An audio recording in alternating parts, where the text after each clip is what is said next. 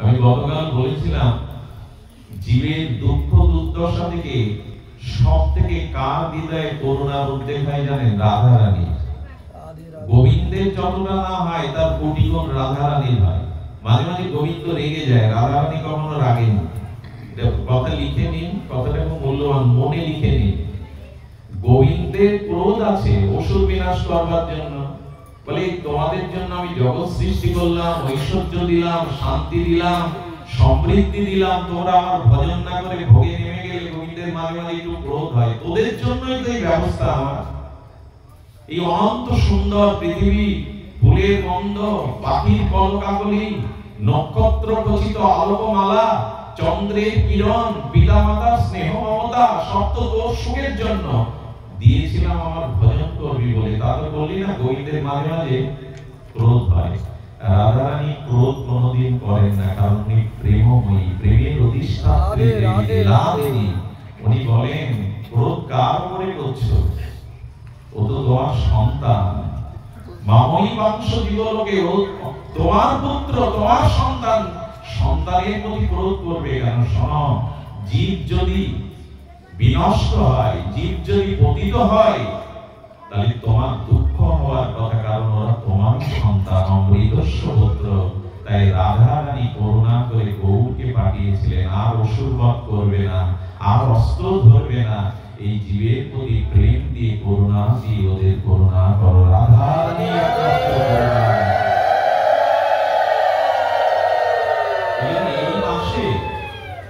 এই মাসে দেখবেন আমরা গাই বটে, ওই গাওয়াটা কতটা যথাযথ জানি না। কার্তিকেরও অধিদেব দামোদর, আমরা বলি রাধা দামোদর। মা যশোদা শুধু তাকে বাঁধেননি, যশোদার থেকে আরো দৃঢ় করে বেঁধেছিলেন রাধা ঠাকুরানী প্রেমময়ী। বাৎসল্য প্রেমে মা যশোদা অধীশ্বরী বটে, কিন্তু রাধারানী প্রেম দিয়ে বেঁধেছিলেন। রাধারানী কখনো কারো প্রতি ক্রোধ করেননি। আচ্ছা, এটা পণ্ডিতের কথা মনে পড়লো, বড় পণ্ডিতজি। আচ্ছা, কংসের সামনে, দুর্যোধনের সামনে যদি রাধারানীকে পাঠানো যেত কি হতো? কংসের সামনে তো কৃষ্ণ বহুবার গেছে না, ওকে মারবার জন্য কত পরিকল্পনা। যদি রাধারানীকে কংসের সামনে নিয়ে যাওয়া যায় কি হবে? গ্রন্থকার বলেছেন, গোস্বামীগণ আস্বাদন দিয়েছেন, নারদজি মাঝে মাঝে দেখবেন বাদিয়ে দেয় না, নিভে যাওয়া আগুন একটু ঘি দিলে যেমন জ্বলে ওঠে, নারদ মাঝে মাঝে লীলা, নারদ যখনই দেখবেন কিছু বাদিয়ে দিয়েছে, তখন জানবেন এটা জগতের কল্যাণের জন্য। নারদজি ভোজরাজ কংসের সম্মুখে এসে উপস্থিত, নারায়ণ নারায়ণ। এখন কৃষ্ণকে সহ্য না করতে পারলেও দেবর্ষিবাদকে কিন্তু কংস মানে। ভোজরাজ, আপনি মহাশক্তিধর, দেবতারাও আপনাকে দেখলে ত্রাসিত হয়। আরে দেবতারাও আপনার পদনত, আপনি বিশ্বের মহান শক্তিধর। নারদ আগুন দিচ্ছে, মানে ঘিয়ে আগুন দিচ্ছে, তা আপনি চিন্তামগ্ন থাকলে মানায়, বিষণ্ণ থাকলে মানায়? বলে দেবর্ষিবা, বিষণ্ণ কেন হব না? এত বড় বড় অসুরদের পাঠালাম, এত বড় বড় শক্তিধর অসুররাও গিয়ে তারা নিজে কেউ লাশ হয়ে এলো, কারো লাশ তো পাইনি আমি। তো কৃষ্ণের হাতে বড় বড় অসুর নিধন হচ্ছে, আমার চিন্তা হবে না? ওকে তো কোনো রূপেই আমি মারতে পারলাম না।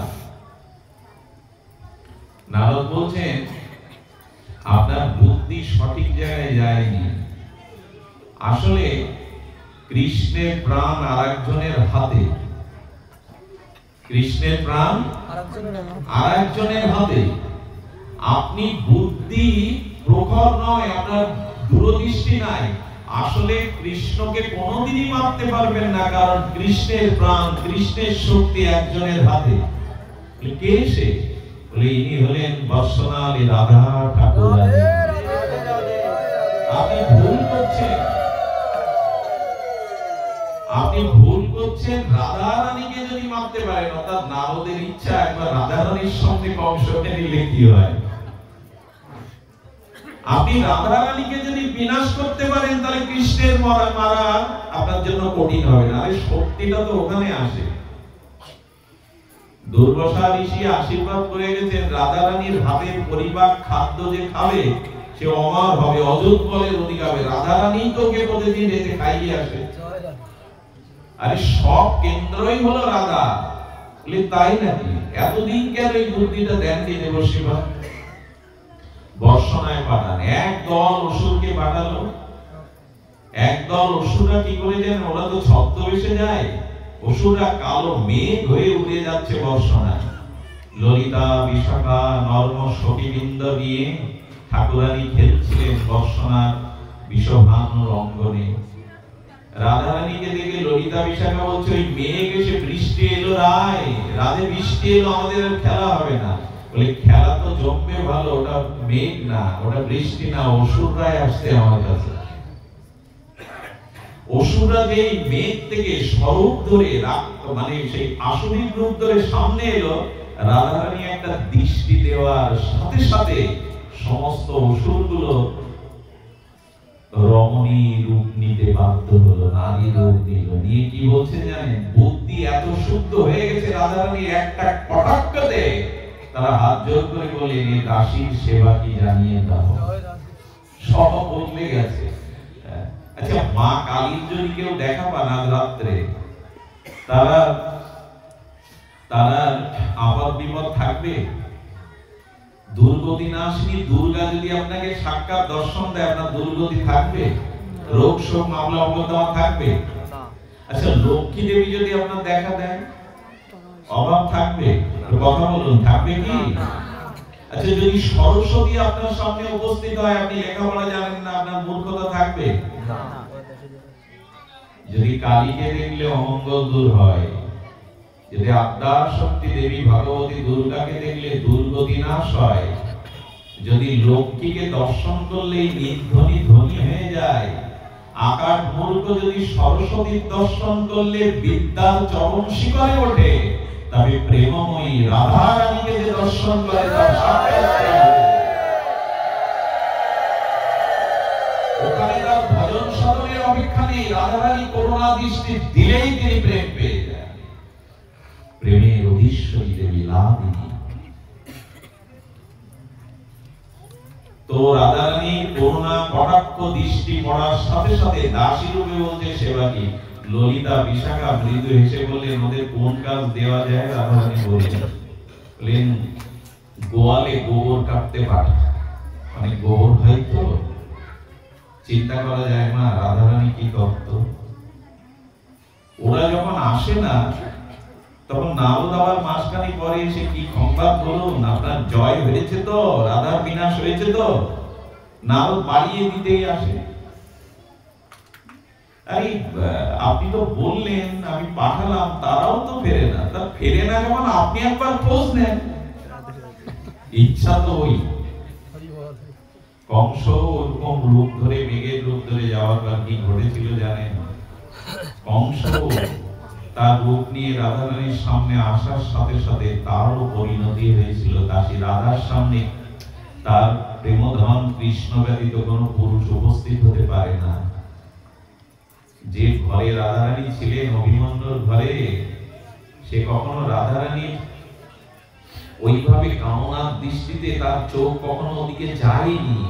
রাধা রানী প্রেমময়ী, ওখানে অন্য দৃষ্টি যায় না।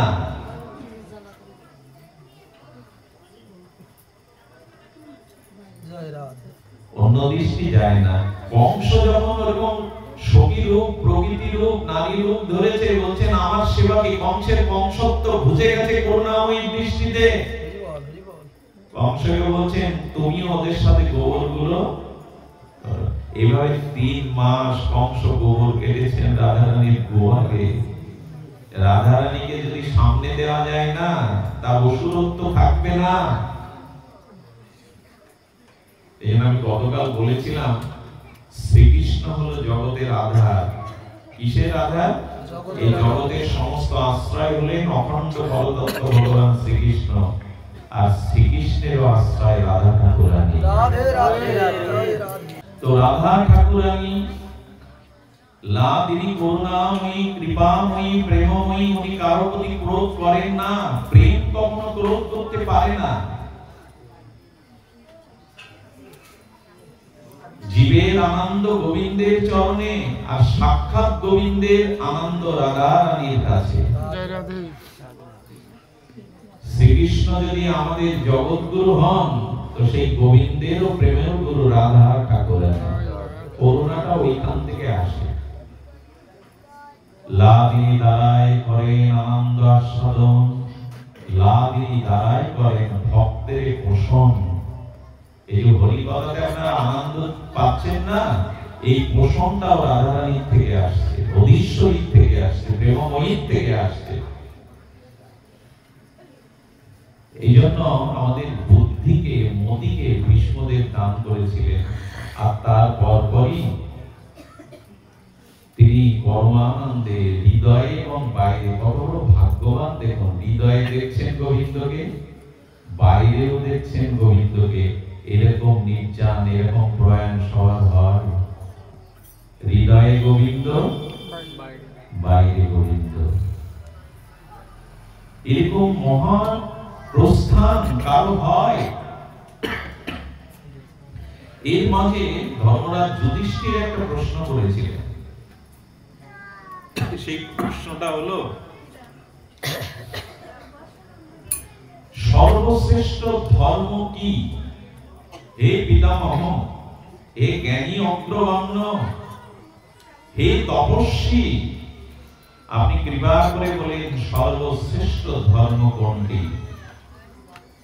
বিশ্বদেব এটা মহাভারতে শান্তি পর্বে খুব বিস্তারিত উল্লেখ করা আছে। বিশ্বদেব ওখানে বলেছিলেন সর্বশ্রেষ্ঠ ধর্মের সংজ্ঞা আমার কাছে এই, যে ইন্দ্রিয় দিয়ে, সর্ব ইন্দ্রিয় দিয়ে ভগবানের সেবা বা আনন্দ বিধান করাই হলো সর্বশ্রেষ্ঠ ধর্ম। চক্ষুকে তার বিগ্রহ দর্শনে, ভক্ত দর্শনে দাও, কর্ণকে ভগবত কথা, হরি কথা, হরিনাম শোনার জন্য কাজে লাগাও, হস্তকে ভক্ত সেবা, গৌর গোবিন্দের সেবা, গুরু সেবায় নিয়োজিত করো, চরণটাকে যেখানে হরি কথা, ভগবত ধাম, সাধু সঙ্গ সেখানে নিয়ে চলো। সর্ব ইন্দ্রিয় দিয়ে ভগবানের সুখ বিধান, সেবা বিধান, এই হলো পরম ধর্ম। সর্ব ইন্দ্রিয় কৃষ্ণ অনুশীলন। আমাদের দেহ এখানে আছে, মন বাড়িতে। এই জন্য বলছেন সর্ব ইন্দ্রিয়, একটা ইন্দ্রিয়ের কথা বলা হয়নি, কিন্তু একটা মার্মিক কথা বলি। যখন সর্বেন্দ্রিয় শব্দটা আসে, আমাদের শরীরে 5 কর্মেন্দ্রিয়, 5 জ্ঞানেন্দ্রিয়ের মধ্যে শরীরের নিম্নাংশে মলমূত্র 2 ইন্দ্রিয় আছে, এগুলো দিতে হবে। সর্বেন্দ্রিয় যখন বলা হবে, তখন 2 ইন্দ্রিয় কিন্তু এর মধ্যে পড়ে যাচ্ছে, মলমূত্রে দ্বার। এই দুটো কি করব? এই দুটো ভগবানের সেবায় লাগানো যায়। কি করে জানেন? এই দেহটা যদি ভগবানের মন্দির হয়, আর এই দেহ মন্দিরে হৃদয়ে দেশ অর্জুন তিষ্ঠতি যদি হয়, যদি আমার হৃদয়, এই দেহ মন্দিরে হৃদয় সিংহাসনে যদি ভগবান থাকেন, মন্দির সবসময় শুচি, শুভ্র, পবিত্র রাখতে হয় কিনা? কথা বলবেন, রাখতে হয় কিনা?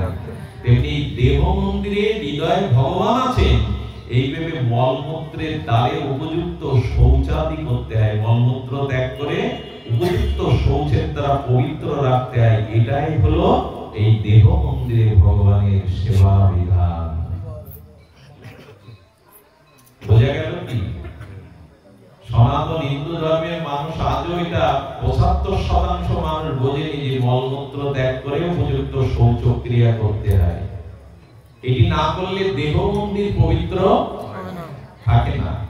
একটা কথা বলি মা গো, তোমাদের বাবাজিরা আছেন, মা গো বলে একটু দরদ দিয়ে বললাম, একটু মানো। যে কাপড় পরে মলমূত্র ত্যাগ করা হয়, সেই কাপড়টা ভগবানের আরাধনা পূজা আরতির সময় ব্যবহার করতে নাই। ওটা একটা প্রসাদী আলাদা বস্ত্র রেখে দিতে হয়, কম দামের হোক। এই জন্য মলমূত্রের দ্বারকে উপযুক্ত জলাদি শৌচ পবিত্র রাখাই হলো ভগবানকে প্রসন্ন করা, দেহ মন্দিরে পবিত্র রাখা। আর একটা পুরো কথা আছে, নাই বা বললাম, এই বর্জ্য এবং আমাদের যে নিম্ন দুটো ইন্দ্রিয়, একে ভজনের দ্বারা, পবিত্রতার দ্বারা, শুদ্ধ আহারের দ্বারা, শুদ্ধ সংস্কারের দ্বারা, শুচিশুভ্রের দ্বারা যদি কোন সুসন্তান, বৈষ্ণব সন্তান, ভক্ত সন্তান জন্ম দেওয়া যায়, এর থেকে বড় ঘোষণা আর নাই। সর্ব ইন্দ্রিয় কৃষ্ণমশীলম। আমার একটু অনুরোধ আছে, এরপরে আমরা যেন সূচি এই জিনিসটা মাথায় রাখি। এতে শরীরেরও কল্যাণ, মনের তো কল্যাণ। এই দেহে মন্দিরে ভগবান আছেন এই ভেবে উপযুক্ত জলাদি শৌচক্রিয়া করা একান্ত অপরিহার্য। সনাতন বৈদিক হিন্দু দর্শনটা এমন, সকালে বসুমাতার বুকে পা দিতে গেলেও আমাদের তাকে প্রণাম করে, মাতৃজ্ঞানে প্রণাম করে পাটা দিতে হয়। এমন দর্শন পৃথিবীতে আর নাই। পৃথিবী মায়ের আরেক নাম কি জানেন? ভূদেবী। আচ্ছা, আপনারা ভেঙ্কটেশ ত্রিপদী বালাজির নাম শুনেছেন? পৃথিবীর সব থেকে বেশি দর্শনার্থী হয় ভেঙ্কটেশ ত্রিপদী বালাজিতে। আপনি ত্রিপদী বালাজির মন্দিরে যদি বিগ্রহ দর্শন করতে চান বালাজির, 2 মাস আগে আপনাকে সিরিয়াল লেখা দেবে। 2 মাস আগে লাগতো 10 ঘন্টা লাইন দাঁড়িয়ে দেখতে, এখন 2 মাস আগে প্রসাদ পেতে গেলে আর দর্শন করতে গেলে 2 মাস আগে আপনাকে আবেদন করতে হবে। সম্ভব? ওই দিন সন্ধ্যার পরে সেবকরা যখন ওই প্রণামী থালা বের করে না, ওখানে ঝরঝর করে সোনা পড়ে। পৃথিবীতে সব থেকে বেশি ভিড় ত্রিপদী বালাজির মন্দিরে। তিরুপতি বলে, ওরা কি বলে? তিরুপতি, কিন্তু নামটা হলো ত্রিপতি। ওটা অপভ্রংশ হয়ে তিরুপতি হয়েছে, হবে ত্রিপতি। অর্থাৎ নারায়ণের 3 জন সহধর্মিণী, ভূদেবী, শ্রীদেবী, আরেকটি নাম আমার স্মরণে আসছে না। এই ভূদেবী মানে পৃথিবী। পৃথিবী যদি শ্রী ভগবানের সহধর্মিণী অংশিনী শক্তি হয়, তাহলে পৃথিবী আমাদের মা, বসুন্ধরা আমাদের, ভূদেবী আমাদের মা। মার বুকের উপরে পা দেওয়া যায় প্রণাম না করে? এই বোধটুকু সনাতন হিন্দু শাস্ত্র দিয়ে দিয়েছে। সকালে বসুমাতার বুকে পা দিতে গেলেও প্রণামের দ্বারা সেখানে পা দিতে হবে। কত কত সুন্দর করে আমাদের ধর্মের বিধান দেওয়া। এই জন্য বললেন সব ইন্দ্রগুলি দিয়ে ভগবানের উপাসনা করো। দেখুন, ইন্দ্রগুলি যদি ভগবদ্ভোগ না হয়, ইন্দ্রিয়গুলি যদি ভগবত অনুশীলন না করে, তবে নিশ্চিত বলে দিতে পারি যে ইন্দ্রিয় ভগবানমুখী নয়, সেই ইন্দ্র দিয়ে আপনার জীবনে পাপ প্রবেশ করবে।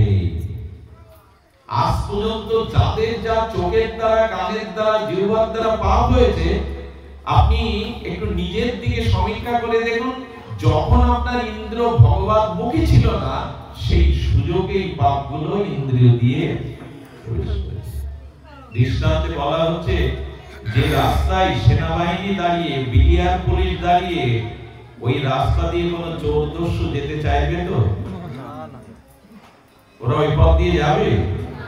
ঠিক যে ইন্দ্রগুলি ভগবতমুখী আছে, সেই ইন্দ্র দিয়ে পাপ প্রবেশ করবে। তাহলে সর্বশ্রেষ্ঠ ধর্ম কোনটি? না, সমস্ত ইন্দ্রিয় দিয়ে। দেখুন, ভাগবত পরম ধর্ম কেন জানেন? এখানে কিন্তু সর্ব ইন্দ্রিয় ভগবানকে দিতেই হয়। আচ্ছা, এখানে যদি মন অন্যদিকে চলে যায়, কথা শুনতে পাবে? মাইক বাজলেও পাবে? মানে মনটাকেও বোঝানো হচ্ছে অন্যদিকে গেলে কথা শুনতে সব নিয়ন্ত্রণ হয়ে যায় ভাগবতে। চোখ, কান, নাক, মুখ, শরীর, ইন্দ্রিয় এই জন্য শাস্ত্রে বলছে শ্রবণাঙ্গ ভজনই হলো শ্রেষ্ঠ, ভাগবত শ্রবণ হলো শ্রেষ্ঠ, হরিনাম শ্রেষ্ঠ। তবে হরিনামের শ্রেষ্ঠত্ব, হরিনামের ফলশ্রুতি পাওয়া যাবে হরিনাম তত্ত্ব, নাম অপরাধ, নামের মহিমা আগে ভাগবতের দ্বারা শ্রবণ করো। শ্রবণাঙ্গ ভক্তি দিয়েই ভক্তি প্রবেশ করে ভেতরে। সেন্নন্ত সকদা কৃষ্ণ পূর্ণ শ্রবণ কীর্তন, হৃদয়স্থ অভদ্রাণি বিধূনতি সুরিত সদাম।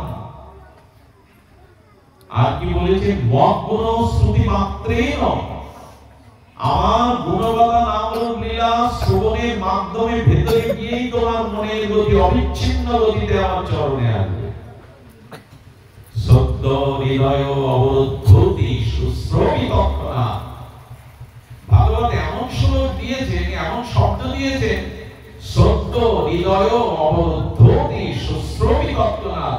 ভাগবত কর্ণে শব্দ প্রবেশ করেনি, ভাগবত শ্রবণ করব এই ইচ্ছা থাকা মাত্র গোবিন্দ তোমার হৃদয়ে অবরুদ্ধ বাধা পড়ে যাবে। তুমি এখনো ভাগবত শোনোনি, সকালে মনে করেছো আজ পাঠ শুনতে যাব, গোবিন্দ গুণগাথা শুনতে যাব, ওই ইচ্ছা প্রকাশ করা মাত্রই গোবিন্দ হৃদয়ে অবরুদ্ধ, অবরুদ্ধ মানে বাধা পড়ে যায়। সত্য হৃদয় অবরুদ্ধতি, শুধু শ্রবণ ইচ্ছা মাত্রই গোবিন্দ হৃদয়ে বাধা পড়ে যান, অবরুদ্ধ হয়ে যান। কি শক্তিশালী অভিজ্ঞতা ভাগবত কথা। এই জন্য শ্রবণে রুচি আনুন। ভগবানের নাম রূপ অসমাপ্ত মাধুর্যময়, এই তত্ত্বকথাতে রুচি আনুন। ভাগবত শ্রবণ করলে আপনাকে কিছু করা লাগবে না, ওটা ভেতরে গেলেই ওর কাজ করে নেবে। আচ্ছা, আপনি যখন ভালো মন্দ আহার করেন, তো আহার করার পরে কি এরকম অঙ্ক কষতে বসেন? এই অন্ন পরিপাক হবে, তারপরে রস হবে, তারপরে রক্ত হবে, তারপরে মেদ হবে, মাংস হবে, অস্থি হবে, এরপরে সপ্ত ধাতু তৈরি হবে, আমি সুস্থ থাকবো। এই ভেবে কেউ খান কি? এই ভেবে কেউ খান? খিদে লেগেছে, আপনি ভেতরে ওটা প্রবেশ করান, ওর কাজও করে নেবে। ও পাকস্থলীতে গিয়ে হজম হয়ে রড রক্ত মাংস তৈরি করে আপনাকে হিসাব করা লাগে।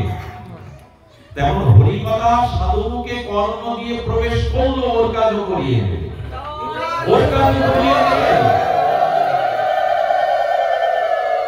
এই জন্য ভাগবত শ্রবণ করুন। ভাগবত শ্রবণের মাধ্যমে আমাদের সংশয় দূরীভূত হবে।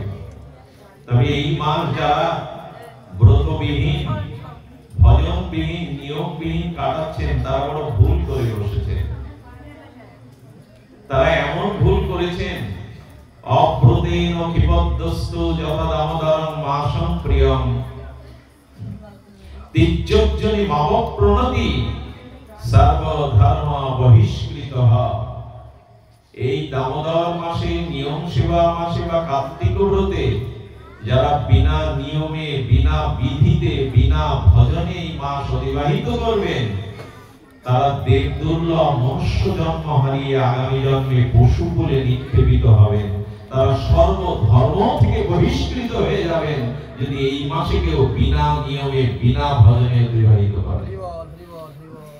সম্পূর্ণ পারেন না, ক্ষুধা সহ্য করতে পারেন না, তৈল না মেখে পারেন না, গৌর কর্ম না করলে অংশে যেতে পারেন না, আর ভূমিতে শয়ন করতে পারেন না, অনেকগুলো বিধিবিধান যদি নাও পারেন, তবে বলা হলো, কি বলা হলো, যথা দামোদরং ভক্তবৎসলং বিদিত জনা তাস্যাং তাদিশাং মাস স্বল্পমা পুরকারক। আমাদের স্কন্দ পুরাণে, পদ্ম পুরাণে, পাতাল খণ্ডে এই শ্লোকগুলো এসেছে। বলেন দেখুন, এই মাসও ভগবানের ন্যায় ভক্তবৎসল। কি অবাক করা কথা! অন্য মাসের মতো এই দামোদর মাস এক নয়, ভগবানের ন্যায় এই মাসও দাঁড়িয়ে গেছে জীবকে কৃপা করবার জন্য। মাস বলছে এই মাসে যারা ব্রত করবে আমি তাদের করুণা করে দেব। তাস্যাং তাদিশাং মাস, এই মাসও গোবিন্দের ন্যায় ভক্তবৎসল। বাবা, মাসেরও মহিমা। আচ্ছা, পূর্ণিমার চাঁদ আর দ্বিতীয় চাঁদের মহিমা কি এক? এবং অন্য মাসে আর দামোদর মাসের মহিমা এক নয়। আর এই মাসে গুরু মহারাজ বলেছেন, এই মাসে যদি সম্পূর্ণ পালন না করতে পারে, একটি দুটি বিধি ভজন নিয়ম পালন করেন, স্বল্পমা পুরকারক, বলে অল্প করলেই বহুগুণ ভগবান আপনাকে করুণা প্রেম দান করবে। অল্প করলে স্বল্পমা পুরকারক, অল্প করুন। কিরকম জানে? যদি কারো কাছ থেকে দাদন নেন, টাকা কি নেওয়া বলে? সুদ শব্দটা ভালো না, দাদন নেওয়া। যারা দাদন খাটায়, অল্প টাকা নিলে 6 মাস পরে ফেরত দিতে গেলে কি অল্প দিলে হবে? চক্রবৃদ্ধি হলে তাকে সুদ নিলাম অল্প, দেওয়ার সময় তো ভগবান বলেন, এই মাসে যে অল্প পরিমাণেও আমার ভজন করবে, আমি বেশি পরিমাণে তাকে প্রেম ভক্তি দিয়ে দেব। আর যদি এই মাসে আপনারা শুরু থেকে শুরু না করে থাকেন, অর্থাৎ একাদশী বা পূর্ণিমা থেকে ব্রত শুরু না করেন, তবে বাকি দিনগুলো যারা করেননি তাদের অনুরোধ করব, কিছু নিয়ম পালন করুন বাকি দিনগুলো। গীতা যদি কেউ সম্পূর্ণ না পড়তে পারে, কি বলা হয়েছে? অর্ধেক পড়তে। অর্ধেক না পারলে একটা শ্লোক পড়তে, এরকম বলা আছে না? তেমনি এই মাসের বাকি দিনগুলো যারা ব্রত সংকল্প করেননি, তাদের বলবো কয়েকটি নিয়ম। এটা আপনাদের পক্ষে সম্ভব।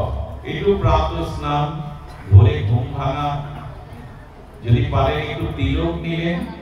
আর এই মাসের বাকি দিনগুলো আমিষ আহারটা করবেন না। সে ভোগ লাগানোর ব্যবস্থা না থাকুক, একটু আমিষ আহারটা এই মাসে করবেন না। আমিষ আহারে এই মাসে করলে না, পূর্বপুরুষ খুব কষ্ট পায়, তাদের অধোগামী করা হয়। কটা দিন তো আর আছে, আমিষ নাই পেলেন, এতে আপনার ক্ষতি হবে না, বরং পূর্বপুরুষের কল্যাণ হবে।